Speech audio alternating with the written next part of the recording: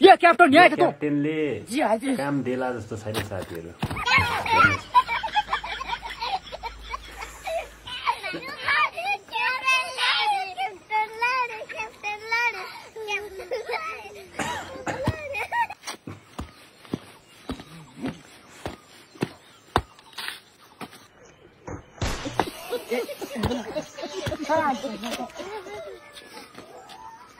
लात लिन्छ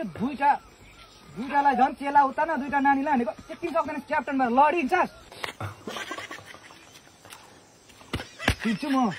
दुईजना नानीहरूलाई झन् मजाले सिकान भन्छु आफै लडिन्छ यस्तो नकआउट गर्नुहुन्छ अहिले बोला क्याप्टन हुनु त बोला कमान बस